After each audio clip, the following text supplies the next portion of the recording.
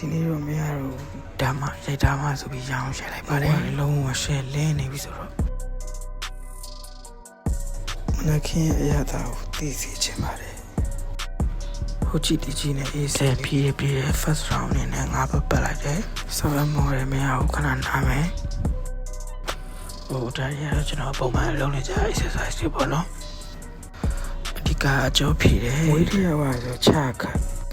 ခုခံကောင်းမဲ့ exercise တွေရွေးလုပ်တယ်ပေါ့နော်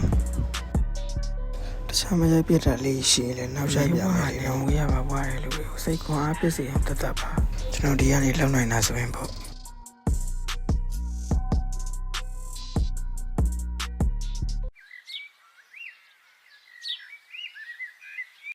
အခုကတော့ကျွန်တော် private time ရောက်ပါပြီ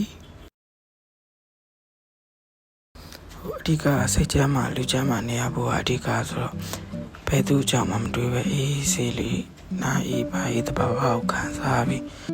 ငြိမ်စိတ်စွာအသက်ရှူလေ့ကျင့်ခန်းလုပ်ပါရခင်ဗျာ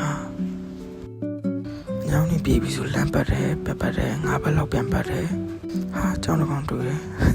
ပူစီတွေ့ရင်မနေနိုင်နဲ့ကျွန်တော်ကဲတင်မိပြန်ပြီထွတ်နဲ့ရအောင်ထုတ်ပေးလိုက်တယ်ဆောင်းလိုက်ပါလေဆောင်းချစ်ဖို့ကောင်းတယ်ထွက်လာတယ်ဒီကောင်โอเคတာကြီးမအေးစင်းနေတော့ငါလစ်ပြီတိုးပြီးတော့တာကြီးတိုးပြီးဒီကောင်မရန်အောင်မသေးချာချီနေကောင်းလားကောင်းမလားတော့မသိ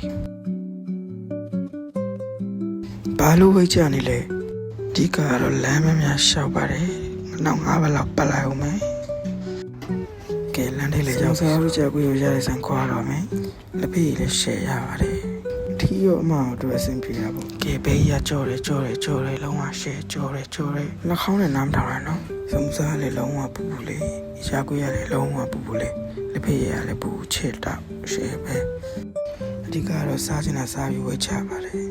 ကဲဆွမယ် fuck ဟိုလာချရတာအများကြီးပါကျွန်တော်ကတော့တစ်ခုချင်းစီပဲစားတာပါဟိုစားချင်တာစားရရင်ကျင်းတတ်ပါတယ်ရှားကွေးလည်း900စမှုစားလည်း900ပဲပြီးနေစားလို့လည်း share ပဲကောင်းတယ်ဟိုကျွန်တော်စကားပြောပြီးမစားတော့လေဟိုပါစကတပေါက်သေးဆိုစားနေနေပြောနေနေစားခလုတ်လေးတိုက်တော့စားလိုက်မယ်လေနော်